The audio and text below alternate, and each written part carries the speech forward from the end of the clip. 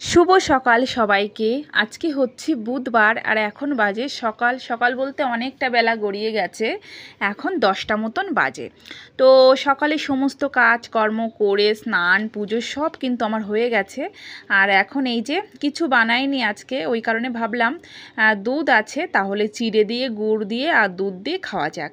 ছেলেরা তো মোটেই খেতে চাইছিল না, তবুও বললাম বাবু আজকে খেয়ে নে, কিছু বানাইনি। তো যাই হোক খেয়েছে না খাওয়ার মতন। আর এই যে এখন আমি খেয়ে নিচ্ছি। আর এই আখের গুড়টা যেই মল থেকে এনেছিলাম সেই গুড়টাই কিন্তু খেতে কিন্তু অসাধারণ লাগছে। তো যাই হোক এই চিড়েটা খাবো, খেয়ে দিয়ে নিয়ে আমি কিন্তু এখন হসপিটালে দৌড়াতে হবে ছেলেকে নিয়ে। কেন কি ওর 5 বছর হয়ে গেছে মার্চ মাসে, কিন্তু এখনও পর্যন্ত টিকা লাগানো হয়নি। তো সেই কারণে আর কি ওকে নিয়ে যাব। Good morning everyone. তো দেখো সকালে চিড়ে দুধ টুধ খেয়ে বেশ স্নান টান করে নিয়েছি জানো তো।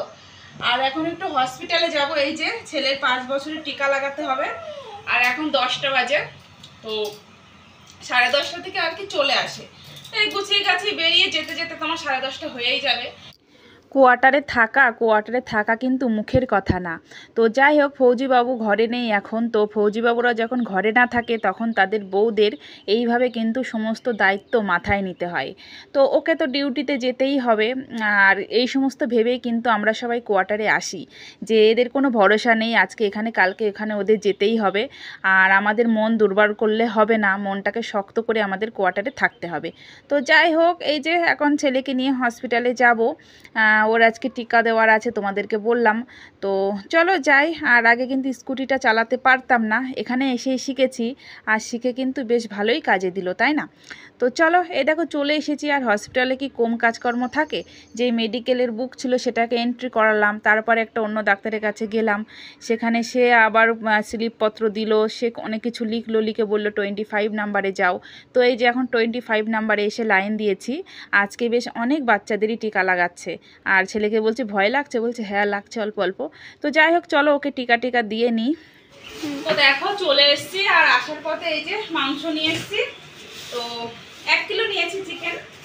এটা এখন রান্না হবে। ভাত বানিয়ে গেছিলাম জানো তো, কেন কি এখন তোমার 11:40 হয়ে গেছে। তো বুঝতেই পারছো, স্নান করে ভাত টাত বানিয়ে পুজো দিয়ে তারপরে গেছিলাম। আর এখন এই যে খালি মাংস আর ভাত রান্না করবো, আর কিচ্ছু করবো না। তো চলো মাংস বেছে নিই। আর ভেবেছিলাম মাছ নেব, কিন্তু এখানে এমনিতেই ভালো টাটকা মাছ পাওয়া যায় না। আর এখন বেলা অনেকটা গড়িয়েও গেছে, তো সেই কারণে চিকেন নিয়ে এসেছি। আর ছেলে দুটো চিকেন খেতে ভালোবাসে। তো সবসময় তো আর বাজারে হুটহাট করে যাওয়া হবে না। এই যেমন আজকে দেখো টিকা লাগানোর ছিল, ওই কারণে একই সাথে কিছু জিনিসপত্র কিনে আনতে পারলাম।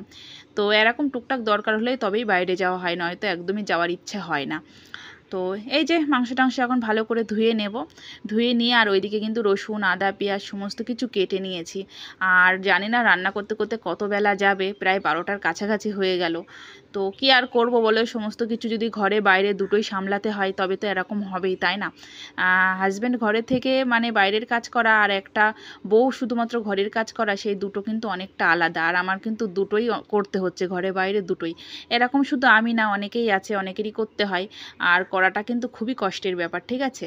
হাজব্যান্ড যখন ছিল, হাজব্যান্ডের সাথে সবজি আনতে যেতাম, এই সবজি এনে ঘরে এসে রান্নাবান্না করতে কিন্তু ভীষণ কষ্ট হয়ে যেত। তবুও মধ্যে মাঝে হেল্প করতো, একটু শোষণ হতো। আর এখন তো সম্পূর্ণটাই নিজেকেই করতে হচ্ছে। তো যাই হোক 1 কিলো চিকেন অতটা তো রান্না করব না, হাফ টিফিন কোটায় রেখে দিচ্ছি আর হাফ আজকে রান্না করব। তো চলো এটা ফ্রিজে রেখে দিই, কালকে কিছু একটা বানিয়ে নেব। আর এই যে ছোটো ছেলে আসার পথে কিন্তু দুটো ফুটিও এনেছিল ওর জন্য আর ওর দাদার জন্য একটা।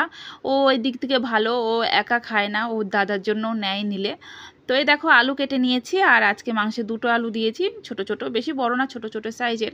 তো এই দেখো যে আদা কাঁচা লঙ্কা তোমার রসুন সমস্ত পেস্ট দিয়ে দিয়েছি, সাথে কিছু গুঁড়ো মশলা, চিকেন মশলা, ধনে গুঁড়ো, হলুদ গুঁড়ো, লবণ সমস্ত কিছু দিয়ে দিলাম। আর তোমার জিরে আদা কাঁচা লঙ্কার বাটাটা একটু পাতলা হয়ে গিয়েছিল, তো কোনো ব্যাপার নেই, থাক, কি আর হবে। আর আমি কিন্তু এইভাবে কোনো দিনই রান্না করি না, তোমরা দেখেছো, হয়তো অনেকেই দেখেছো, সবাই না। তো দেখো মাংসটা 15 মিনিট মতন মানে মশলাটা মেখে দিয়ে দিয়েছি। আর এখন বিশ্বাস করে আমার হাতে একটু টাইম নেই, 12:15-20 হয়ে গেছে, ঠিক আছে? তো কাঁকরোল ভেজেছিলাম, ওই জন্য কড়াইটা একটু এরকম মানে জল দিয়ে হালকা ধুয়ে নিয়েছি। তো যাই হোক পেঁয়াজ কেটে নিয়েছি, পেঁয়াজ দিয়ে দেবো। আর জিরে দিয়েছিলাম ফোড়নে। তো তো কাঁকরোল ভাজা করলাম, ভাবলাম শুধু মাংস হবে, আসলে কাঁকরোলটা না বেশ 2-3 দিন হয়ে গেছে, ওই কারণে নষ্ট নষ্ট হয়ে যাচ্ছিলো, তো ভাবলাম চলো ভাজা করে নিই। তো এই যে পেঁয়াজটা ভাজা হোক, তারপরে এই মশলাটা এটা ঢেলে দেবো, রান্না করে নেবো। তো চলো হতে থাকো। তো দেখো পেঁয়াজটা ভালো করে ভেজে নিয়েছি, আর তোমার একটু কাশ্মীরির মানে পাউডার দিয়েছিলাম, তো কালারের জন্য আর কি। এমনি তো তোমার যেই লঙ্কা ঝাল পাউডার ওটা দেওয়াই হয় না, কাশ্মীরিরটা মধ্যে মাঝে ইউজ করা হয়। তো দিয়েছি, দিয়ে পেঁয়াজটা ভালো করে ভেজে, তো দেখো যেই মশলা দিয়ে মাংসটা মেখে রেখেছিলাম সেটা ঢেলে দিয়েছি। আর দেখেই মনে হচ্ছে রান্না হয়ে গেছে, আর আমি কিন্তু কয়েক সেকেন্ড হলো দিয়েছি। তো এটা ভালো করে কষিয়ে কষিয়ে আমি রান্না করব। আর এমনিতেও আমি বেশি ঝোল করব না, কেন কি ঝোল করলে ওই আমাকেই খেতে হবে, হালকা পাতলা ঝোল করব। তো চলো রান্নাবান্নাটা করে নিই। আর আগে আগে যখন হাজব্যান্ড মানে থাকতো না, তখন কিন্তু কি বলবো সেদ্ধ সাদ্দাই খেয়ে থাকতাম মাসের পর মাস। আর এখন যেহেতু দুটো ছেলে হয়ে গেছে, তো সেদ্ধ সাদ্দা তো আর প্রতিদিন খাওয়া সম্ভব না, ওরাও বড় হচ্ছে তাই না, ওদের একটু ভালো মন্দ মধ্যে মাঝে দিতেই হবে, পড়াশুনো করছে, ওই কারণে আর কি রান্নাবান্না করছি। আর ওইদিকে ছেলেটার মানে টিকা লাগিয়ে এনেছি, তো পা ধরে ধরে চলছে, বলছে ব্যথা ব্যথা। আর এই 5 বছরের টিকার এই ইঞ্জেকশনগুলো তো একটু ব্যথাই হয়, তো কি আর করব বলো, 1-2 দিন ব্যথা হবে, ঠিক হয়ে যাবে। তো এই দেখো এদিকে কিন্তু আমার রান্না বাড়া হয়ে গেছে, আর সত্যি কথা বলতে সবারও ভীষণ খিদে পেয়ে গেছে, কেন কি এখন 1:30টার বেশি বাজে। তো এই দেখো হালকা পাতলার ঝোলের মধ্যেই বানিয়েছি, খুব একটা ঝোল করিনি, বেশ গাঢ় গাঢ়ই আছে। তো চলো খাওয়া দাওয়াটা করে নিই, প্রচণ্ড খিদে পেয়ে গেছে, প্রচণ্ড খিদে।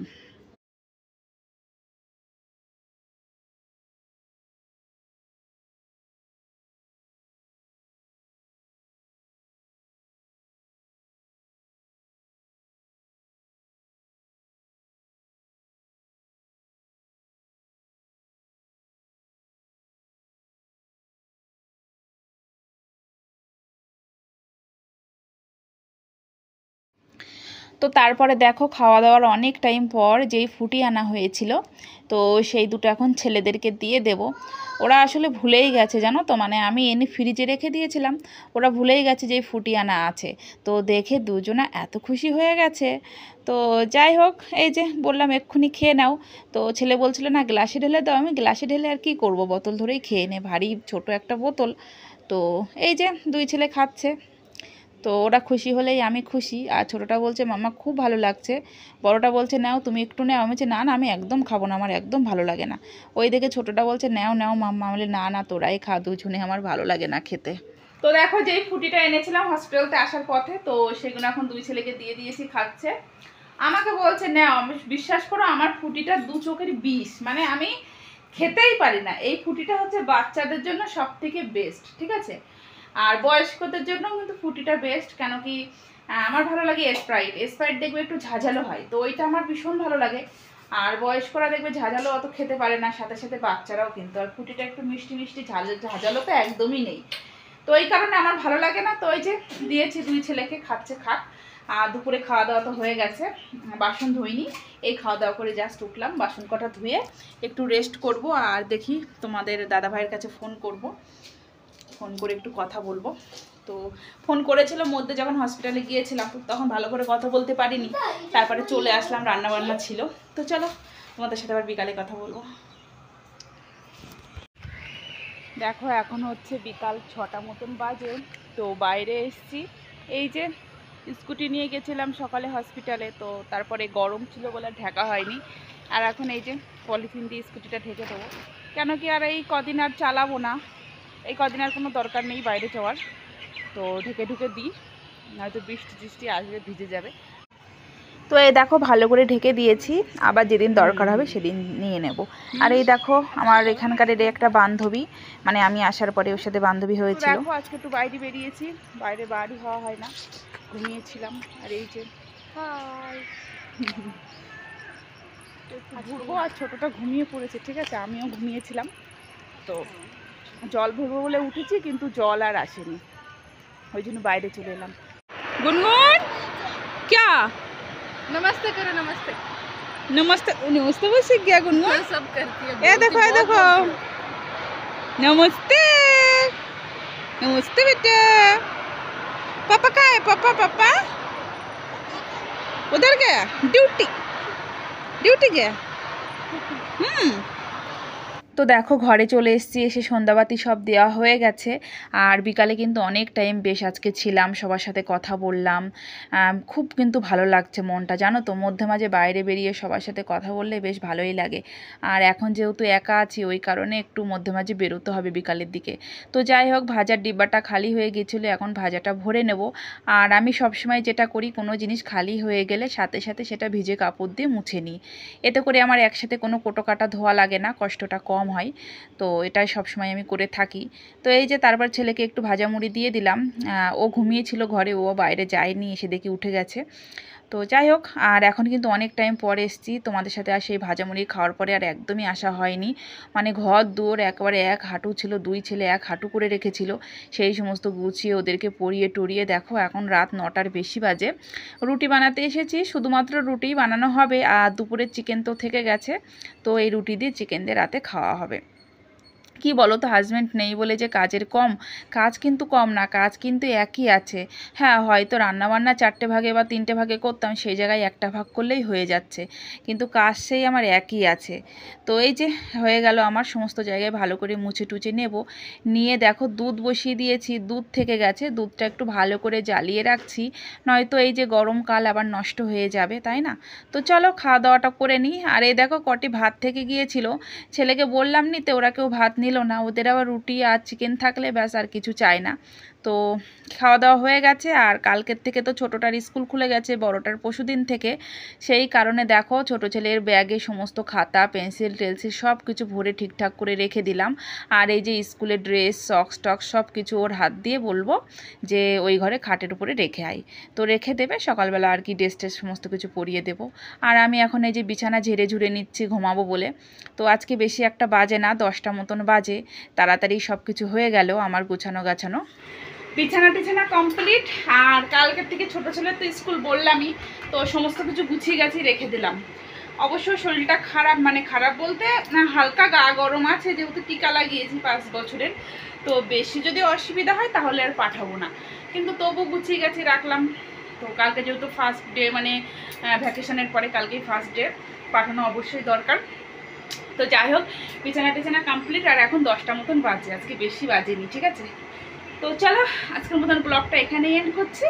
তো আবার নেক্সট ব্লগে অবশ্যই তোমাদের সাথে দেখা হবে, ততক্ষণ তোমরা ভালো থেকো, সুস্থ থেকো। আর আমিও কিন্তু অবশ্যই ভালো থাকার চেষ্টা করছি। তো তোমাদের সবাইকে গুড নাইট, টাটা।